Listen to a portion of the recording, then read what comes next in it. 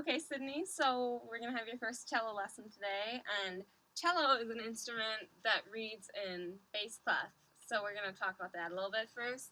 This chart shows the lines and spaces of the clef, and a little saying we have for it is, all cows eat grass, and that's for the notes in between the lines, that's for the spaces.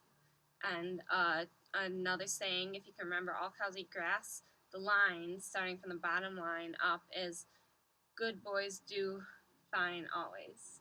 So GBDFA. So that's what we're going to be looking at.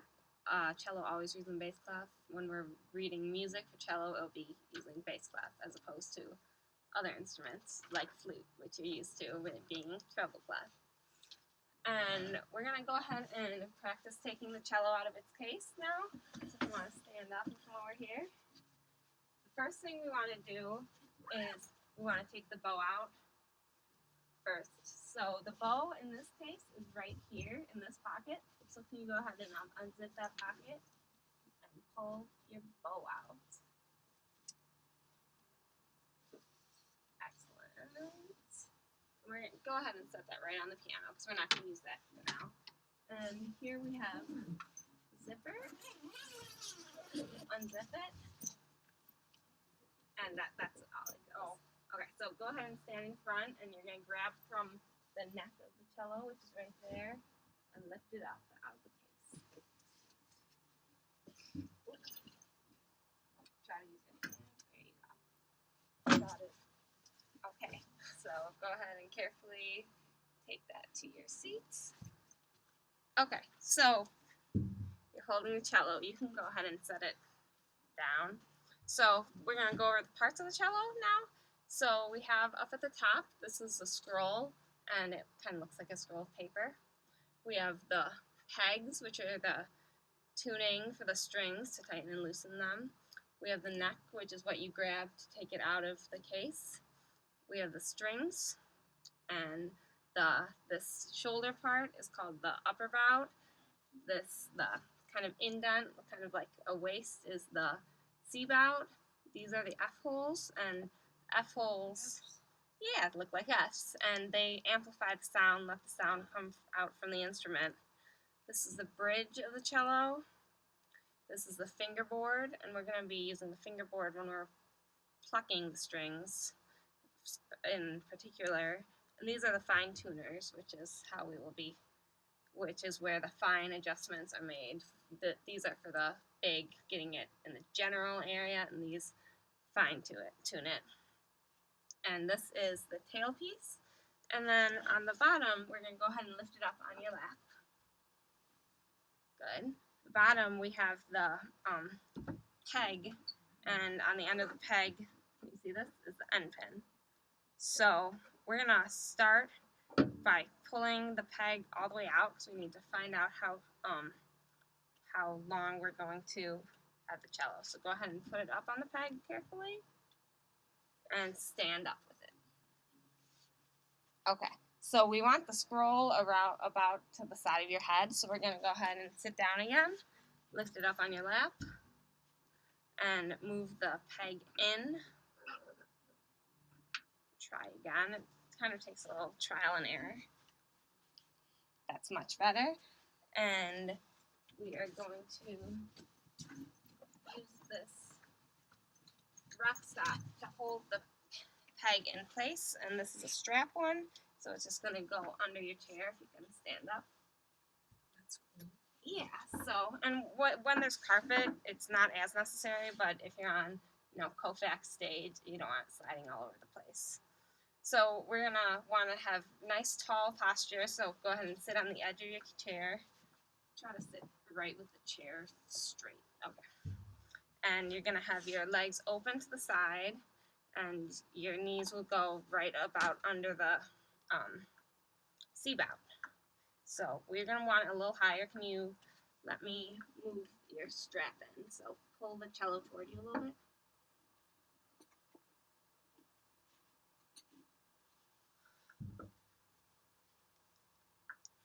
And okay. So can you put your feet straight out? We want them, your knees right above your elbows. Much better. And You want your peg right near your ear, and you look pretty good. Does it feel comfortable? And it's gonna feel a little awkward at first, it's okay? weird. Yeah, Very large. it is. Not your violin. So we're going to start then.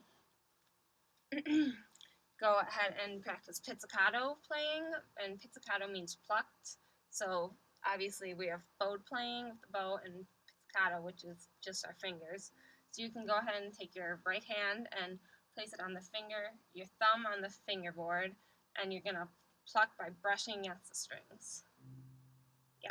Try to think about going kind of down, up, and go ahead and try that on all 4 strings. Yeah, it's pretty fun, huh? Okay, so do you remember what pizzicato means?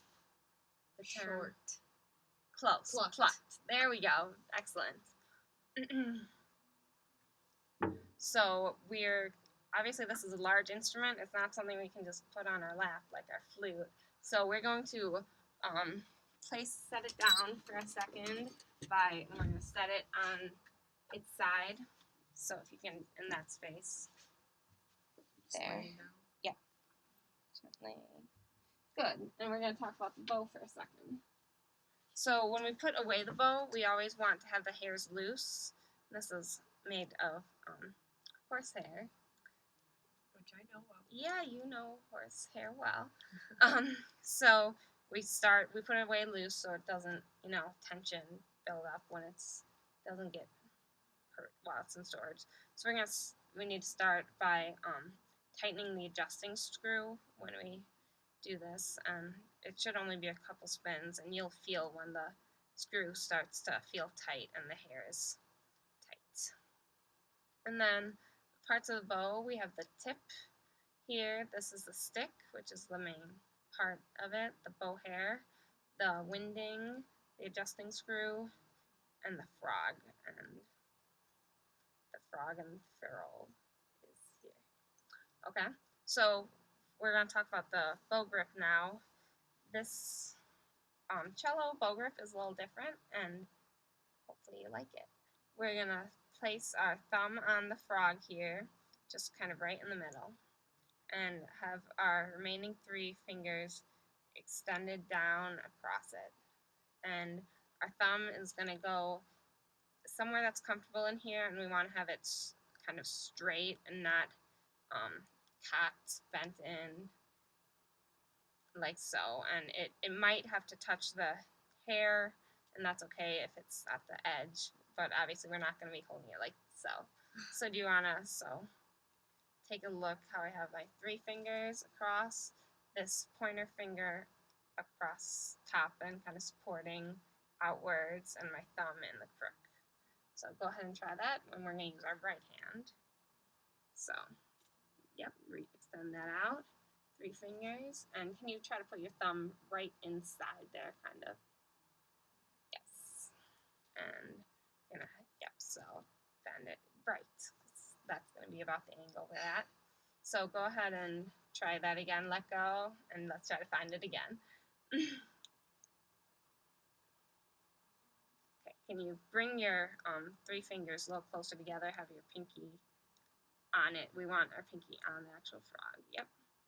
There you go. Extend this out and get your thumb right in there. Pretty good. Feel comfortable. Feel secure. You don't feel like you're going to drop it when you start bowing. Okay, excellent. So I'll go ahead and grab that and go ahead and pick up your cello, and I'm going to go ahead and take that for a second. Can you hold it? Okay. So this is hard when you're different sizes, so you don't want to adjust it. So when we play the cello, we play it between the cello highway, we can call it. It's about this space in between here, between the bridge and the fingerboard, between the F holes. So we're not going to be bowing up here, as tempting as it may be. So again, we have the strings. There's different thicknesses. The thicker they are, the lower it sounds. And we have the C string G, D, and A string. So C, G, D, A. C is the lowest, A is the highest. And so the A string is this A right there. Top Yes. So when we're doing this, we're gonna have on the back of our neck, there's a little patch here for us to place our thumb that will help us. And sorry, these are finger tapes, and I know you play piano, so string instruments are a little different. We don't start numbering with one. With one on the thumb. Thumb doesn't get a number. We start with one as a pointer. So 1, 2, 3, 4. So our first, third, and fourth fingers are going to go on the finger tapes now. And for this lesson, we're only going to stick with open strings and first. So you're going to only have to worry about placing your pointer finger on this first finger tape. So let's go ahead and try that. Get yourself positioned with your end pin. And remember, oh, yep, have that nice tall posture and your feet right under you. And go ahead and, good, your thumb is on the rest. So go ahead and practice placing your finger there. And go ahead and try plucking while, and where do we want our thumb to be when we're plucking? There we go. So try doing that between open and closed first. There you go, and then put down your first, goes up. Excellent. Go ahead and play with that on the strings.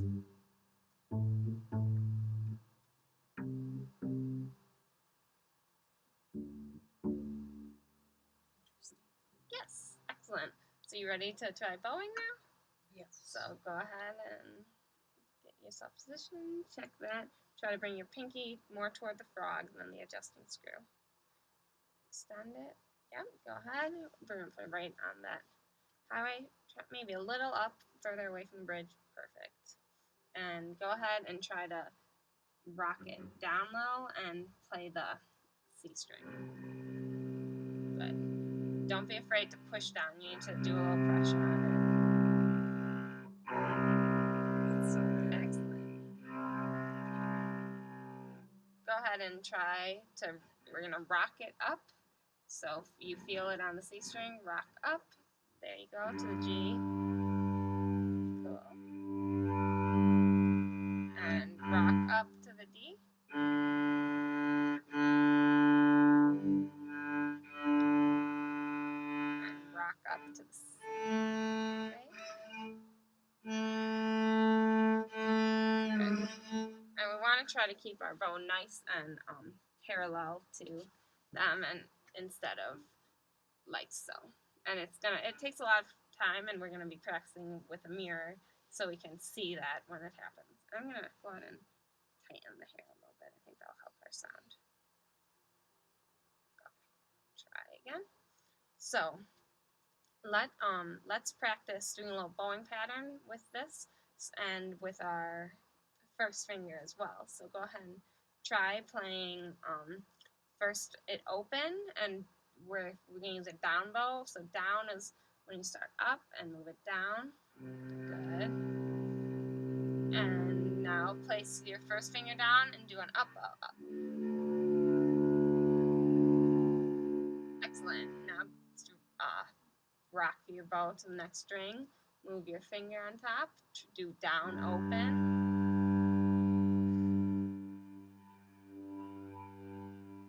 And continue. Excellent. Again.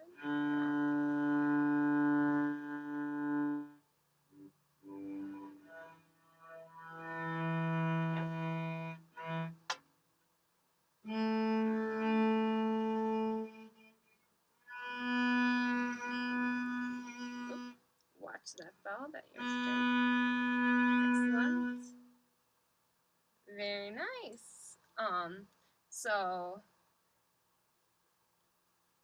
we also want to try doing some other patterns with that. So how about we try doing all the open notes that we just learned, and then all the first. So try doing down, up on them, and then we'll come around and do the first.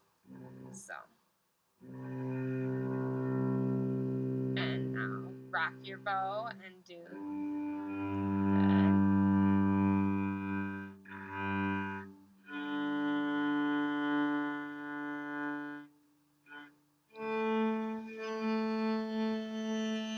Okay, go ahead and stay there and put your first finger on the A string. Excellent.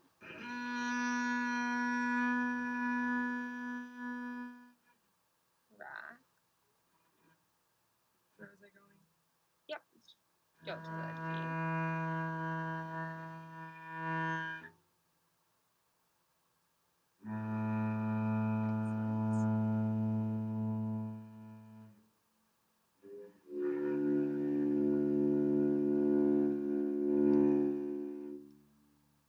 Pretty cool, huh? There we have 8 notes just using open strings and our first finger. So that is a good start for a first cello lesson, and I want you to, when you're at home, practice just those 8 notes and do patterns. You can jump from C string to the A string and practice working on memorizing where that finger goes and getting your pressure down all the way to fully stop the sound. Do you have any questions? No. Do you remember what that pizzicato word I asked you about at the beginning means? Plucked. Plucked, yes. And what clef does cello read in? Bass. Excellent. Great job today, Sydney.